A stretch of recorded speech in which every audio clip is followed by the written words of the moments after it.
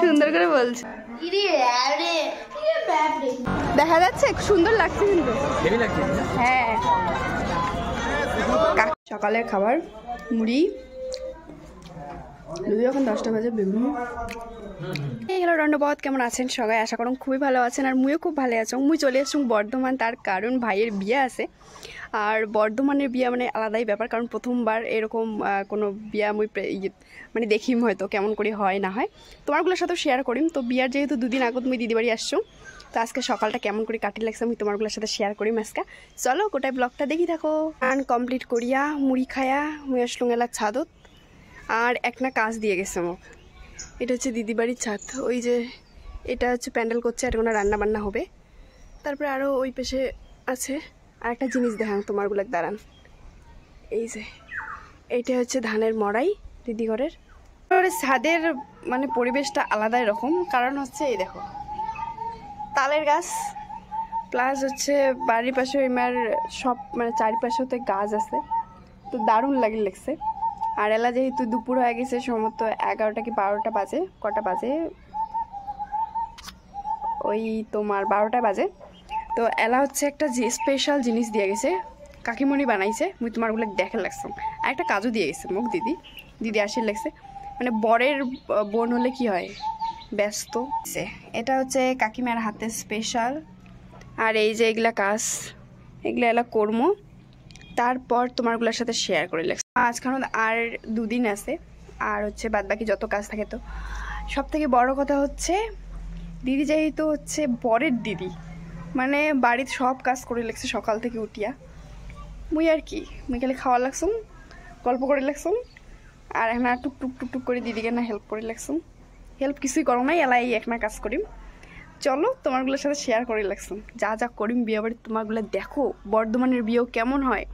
আর সবাই হয়তো একটা কথাই কবে যে ও মা চলে গেছে মুসলিমের বিয়ে বাড়ি, বিভূতিভূষণও কোনো কিছু গোবর লাগার দরকার নাই। বিভূতিভূষণ নিজে কয়া দিছে কালকে ফোন করিয়া। দিদির জন্মদিনের ও বাড়িতে বসে বসে তোরা ভিডিও দেখছিলি? কেমন লাগে রে ভিডিও? হেভি। কি করে নাচলে? নাচার ভিডিও? হায় কপাল। এই যে কাজের ফাঁকত হচ্ছে খাওয়া দাওয়া। না, এই প্রথম কাকিমার হাতে রান্না খাওয়া লাগছে তা নয়, ইয়ার আগত কাকিমার হাতে রান্না খাওয়ার সুযোগ হয়ে গেছে কলকাতায় বসিয়ে। যদিও বরাবরই কাকিমার হাতে রান্না অসাধারণ খাইতে। বরের নাম অর্ধেকটা এখনো কালার করা হয়নি, আর এদিকে আমি কালারের একটু অভাব পড়ে গেছে। তো দেখি চুড়িয়া ও ভাইকে না কেমন লাগতেছে, কত বিয়ে হওয়ার পরে যেরকম লাগে না ওরকম লাগতেছে। ভাইয়ের দৌলতে আমরা খাইতে যাইতেছি, ভাইয়ের আইব্রো ভাত হচ্ছে, আমরা যাইতেছি খাইতে। হ্যাঁ, এই কচি তাকাও এদিকে, কচি এদিকে তাকাও। মাগো চল, গোমড়া মুখ করে আছে, গোমড়া মুখ। কাদের বাড়ি যাচ্ছি? ও তখন যে গেছিল আমাদের বাড়িতে, ছাদে যে উঠছিল, ও সেজমাদের খাইতে যাচ্ছি খাইতে। দিদি সেজমা দিয়েছিল ভাইকে আইবুড়ো ভাত। ভাইয়ের সাথে সাথে আমাদেরও নিমন্ত্রণ ছিল, তাই আমরাও চলে গেছি খাওয়ার জন্য দুপুরবেলা সেজমাদের বাড়িতে। খাওয়া দাওয়া করে এসে দিয়েছিলাম একটা লম্বা ঘুম। থেকে উঠে এই যে চোখ ফুলে গেছে ঘুমে, এসে ঘুম দিয়ে নিয়েছে। এখন বাইরে যাই, চলো দেখি কারা কি করছে। বাইরে গিয়ে দেখি। পাওয়া যায়নি।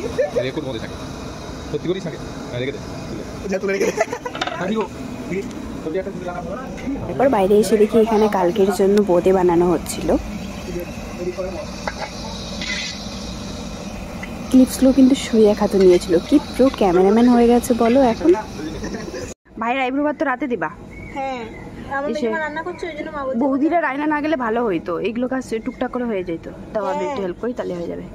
মা সূর্যার নখটা কি জ্বলছে, দেখাও ওইদিকে বা হাতেরটা দেখাও, বেশি বা হাতটা ভালো লাগছে। বিয়ের জন্য এদিকে দিদি কিন্তু ফলস নেলস লাগিয়েছিল, তবে বেশ সেরা লাগছিল দেখতে। এদিকে আমরা হাড়িগুলো রং করছিলাম দিদি আর আমি।